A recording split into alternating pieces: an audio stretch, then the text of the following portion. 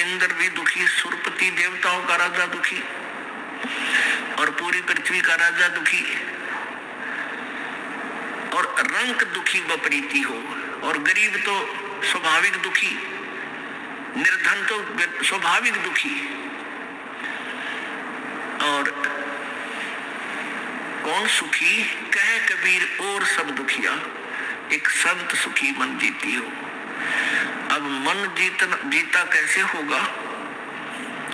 परमात्मा की शरण में आवे, और गुरु जी बताते हैं परमेश्वर का विधान के बीड़ी शराब मांस तमाकू जर्दा कभी छूना भी नहीं है, यदि तूने कुछ सुख चाहिए जीवन में। ये सबसे बड़े शत्रु हैं इस प्राणी के, इनको कभी नहीं खाना चाहिए।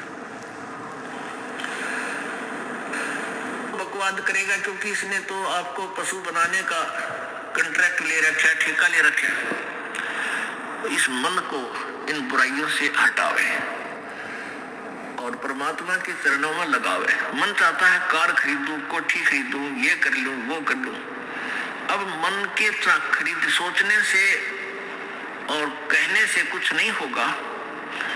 परमात्मा में समर्पण कर दे भगवान में कि प्रभु जैसे भी आपने इस दास का हित लगे उतना ही देना, अधिक नहीं। और फिर परमात्मा कहते हैं, जैसे आज दिन में उदाहरण आपको सुनाया था कि साईं इतना दीजिए जिसमें कुटुंब समावे, कल दो सत्संग में सुनाया था आपको। और हम भी भूखे ना रहे, कोई अतिथि न भूखा जावे, यानी इतना जीत दीजिए जिसमें कुटुंब समावे। कुटुंब समान का अर्थ है रिक्वायरमेंट ऑफ द फैमिली, यानी परिवार की आवश्यकता पूरी हो। कोई अतिथि आ जाए वो भी दो रोटी खा के जावे और हम भी भूखे ना सोना, परमात्मा बस इतना देवे। अब परमेश्वर कबीर जी ने उदाहरण दिया था, भाई देखो मैं खुद कितना निर्धन बन के एक जीवन व्यतीत किया, हमें उदाहरण देने के लिए। एक झोंपड़ी में रहते थे, कपड़ा बुनते थे, और जो भी उसकी कमाई होती थी उसी से पैसा लेकर कुछ अपना घर गृहस्थी का अन्न लाते थे, क्योंकि दो माता पिता थे मुंह बोले और दो बालक थे जो मुर्दे जीवित कर रखे थे, लड़का और लड़की बेटी रूप में रखे हुए थे, बेटा बेटी रूप में रखे थे। परमात्मा कबीर जी का किसी से जन्म नहीं हुआ, ना उनकी कोई संतान थी, ना उनकी कोई पत्नी थी। ये झूठे लोगों ने परमात्मा को जो है ना दूसरे ढंग से पेश कर दिया, बिल्कुल गलत ज्ञान प्रचार कर रखा था। वो क्या करते थे, जो भी धन आता था, कमाई होती थी, अपने परिवार का कुछ खर्चे खातर लेते, बाकी शेष का धर्म में लगा दिया करते थे। अब आप जी को ये उदाहरण देते हैं कि जोड़ जोड़ कर मत डरो, परमात्मा में विश्वास रखो, जितना हो धर्म में लाओ। और फिर देखना, अब उस परमात्मा ने ये दिखाया कि मेरे द्वार पर 18 लाख अतिथि आ गए थे। अतिथि का अर्थ होता जिनके आने की तिथि पूर्व निर्धारित ना हो, अचानक आ जा। अब वो उन दुष्ट लोगों ने चिट्ठियां डाल दी परमात्मा को लज्जित करने के लिए, शर्मिंदा करने के लिए। लाखों लोग, 18 लाख व्यक्ति आ गए, कबीर जी के अतिथि बन गए। परमात्मा कहते हैं मेरे अतिथि भूखे नहीं गए, 3 दिन डटे, 3 दिन रुके और तीनों दिन बड़े भंडारे चले। जो भी खान योग्य चीज थी जिसने डिमांड की, लड्डू की इच्छा थी लड्डू आ रहे हैं, जलेबियों की इच्छा करता जलेबी आ रही है, कचौड़ी पकौड़ी खीर खांड हलवा है। और 18 लाख अतिथियों को 3 दिन तक बड़ा भंडारा दिया। और फिर प्रत्येक खाने के उपरांत एक दोहर और एक असरफी, जैसा भी चिट्ठी में उन दुष्टों ने लिखा था वो भी दिया। तो परमात्मा कहते हैं ऐसे रहो तुम मेरे ऊपर आश्रित कहोगे, फिर देखना आन दे। कहते कल्पे कारण कौन है और कल कर सेवा निकाम, मन इच्छा फल देऊंगा जब पड़ा दरिये पे काम। जब धनी का काम था वहां पर ना पूरी काशी का के दाने इकट्ठे कर लेंगे हूं तो 18 लाख व्यक्तियों को नहीं खिला सकते, और वहां परमात्मा ने डूंडा ठा दिया। अब मन जीती का अर्थ है कि गुरु जी के वचन पर डट गया। गुरु जी कहते हैं ये बुराई मत करो, तुरंत त्याग दो, ये भक्ति करो, हाथ से जितना पुण्य हो सके अवश्य करो। परमेश्वर जी कहते हैं चढ़ी चोंच भर ले गई नदी ना गट्टो नीर, और दान दिए धन घटे नहीं नो कह रे साहिब कबीर। पुण्यात्माओं, प्रसंग था कि तन धर सुखिया कोई न देखा, जो देखा सो दुखिया हो। और उदय अस्त की बात करें मन सबका क्या विवेका हो। जो चक्रवर्ती राजा उदय अस्त, जिसके राज्य में सूर्य अस्त ही नहीं होता, उदय जहां होता है अस्त जहां होता है, पूरी पृथ्वी का शासन जिसके पास है, वो इंसान भी कभी सुखी नहीं हो सकता जो भक्त नहीं है, जो सच्चा भक्त नहीं है, सत भक्ति नहीं कर रहा है, पूरे संत की शरण में नहीं है, तो फिर कहां सुख है। तो परमात्मा कहते हैं मन तू सुख के सागर बसरे भाई और न ऐसा यस रे। मन तू सुख के सागर बसरे भाई और न ऐसा यस रे। यहाँ मान लीजिए पूरी पृथ्वी का राजा है, तेरी बड़ी महिमा हो रही है, ठाठ हो रही है, दुनिया तेरे गुण गा रही है। एक मान धाता चक्रवर्ती राजा था और उसने पूरी पृथ्वी के ऊपर अपने शासन की जांच करने के लिए कि कोई छोटा राजा मेरा विरोधी तो नहीं बन गया है, एक घोड़ा छोड़ा था कि इस घोड़े जिसने मेरी अधीनी स्वीकार नहीं है वो इस घोड़े को पकड़ कर बांध ले और युद्ध के लिए तैयार हो जा।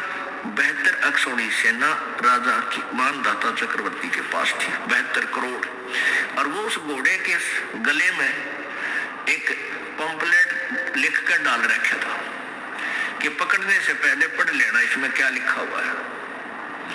तो किसी ने नहीं पकड़ा, पूरी पृथ्वी में घोड़ा घूमया। तो चुनक ऋषि था एक, ये काल का उपासक,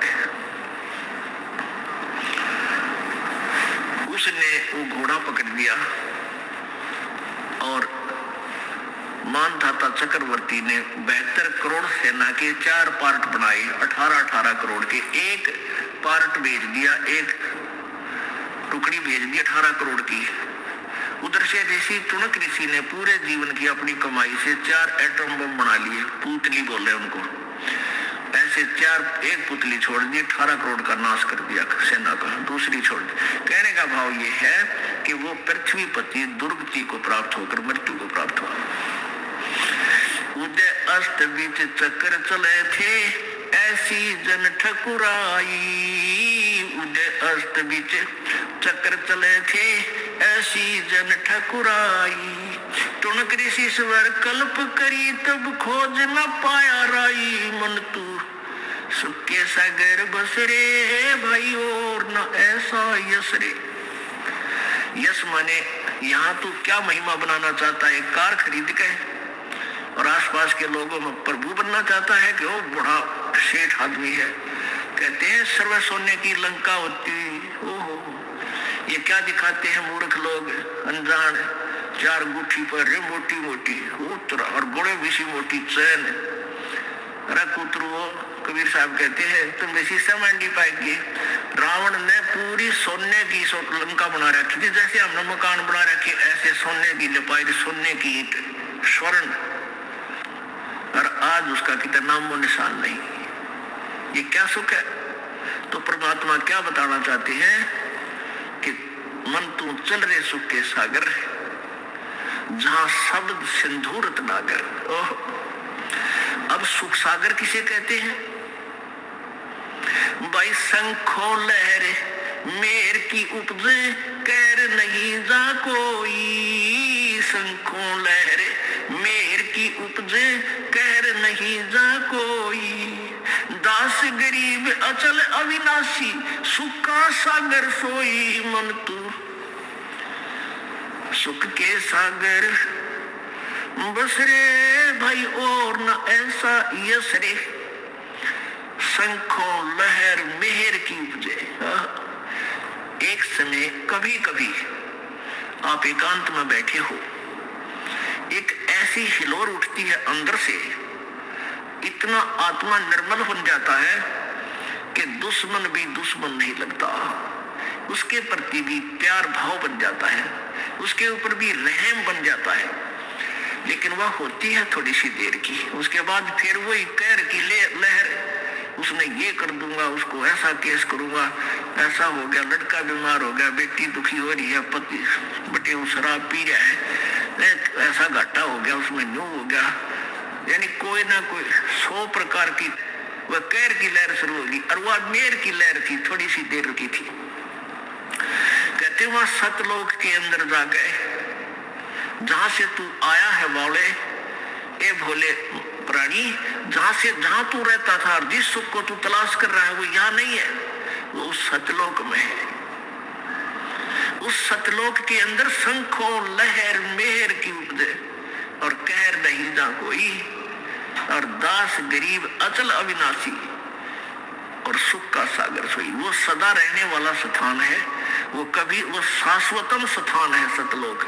गीता जी अध्याय नंबर 18 के श्लोक 62 में कहा कि अर्जुन, गीता ज्ञानदाता कह रहा किसी और भगवान परमेश्वर की शरण में जाने से को कि हे अर्जुन, तू सर्वभाव से उस परमेश्वर की शरण में जा जिसकी कृपा से तू परम शांति और सनातन परम धाम को प्राप्त होगा। वो परम शांति को प्राप्त होगा और शाश्वतम स्थानम, शाश्वत माने सदा रहने वाला, कभी नाश ना हो जिसका।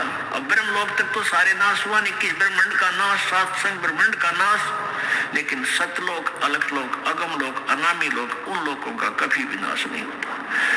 तो उस वहां चलने के लिए परमात्मा कहते हैं जहां तुम रहा करते थे, और वहां जाकर तुम्हें सुख होगा। वरना तो जाड़ पड़वानी के बुढ़ापा नहीं आवे, ना आंख बनवानी, ना बीपी आई हो, ना लो हो। ये 5 तत्व का पुतला नहीं है वहां पर। वहां पे एक नूरी शरीर है, एक तत्व का, ऐसनाविरम शुक्रम अकायम। वहां परमेश्वर का भी शरीर ऐसा ही है, नूर का है, अपना भी नूर का है। अब जैसे ये पारखी है कबीर पंथ में, पारखी बने हुए हैं कबीर प्रसाद के पंथ में, कबीर जी का नाम लेकर पंथ चलाते हैं और पारखी नाम रख रखा है, पारख सिद्धांत। वो कहते हैं कि परमात्मा कोई नहीं है, ये जीव ही भगवान है, यही प्रभु है, जीव खुद ही सृष्टा है। पुण्यात्मा हो, आत्मा, और फिर नाम रखा परमात्मा। परमात्मा शब्द क्यों बोलते हो फिर तुम? यानी कोई श्रेष्ठ आत्मा भी है, जो सबसे श्रेष्ठ आत्मा है, हमसे उत्कृष्ट आत्मा है, वो हमारा स्वामी है। एक आत्मा और परमात्मा। तो आत्मा का वहां शरीर जो है इतना नूर का है, इतनी चमक है, जैसे ये 5 तत्वों से बना है शरीर। और इसमें 5 तत्व कौन से हैं? ये अग्नि, वायु और ये जल, पृथ्वी, आकाश। और इसमें कोई सा नहीं दिखता, नजर आ आपने कितना नहीं। इसी प्रकार वहां सतलोक के अंदर एक नूरी शरीर है, एक तेज तत्व से, और उससे इतना सुंदर शरीर बनता है, मुलायम सा, और ना वो कभी ओल्ड होता, बूढ़ा नहीं होता, सदा युवा रहता है। और उसमें ना बीपी आई हुआ ना लो हुआ, क्योंकि वो ब्लड से बना हुआ नहीं है। तो ऐसा ही परमेश्वर का शरीर है, वो परमात्मा है। उनका इतना तेज है सूर्य का, उनके शरीर में इतना तेज है, वो इतने सर्वशक्तिमान शक्तिशाली है। हमारा इतना तेज है, 16 सूर्य का प्रकाश होता है, इतना तेज आत्मा का शरीर है। और उस परमात्मा के एक रोमकूप में करोड़ सूर्य, करोड़ चंद्रमा मिला दे, जब सतलोक के अंदर जो प्रभु के शरीर की स्थिति है, तो भी वो प्रकाश फीका रह जाए प्रभु के उस नूर के सामने। इतना नूर, इतना सुंदर है। मतलब जैसे कहा ना, किसी लड़के बहन भाई को देखे कि इतना कितना नूर है इसके चेहरे पे, यानी कितना सुंदर है, कितनी चमक है इसकी। तो ऐसे वो परमात्मा के शरीर की चमक है। और वहां आत्मा का शरीर भी नूर, एक तत्व से बना हुआ है।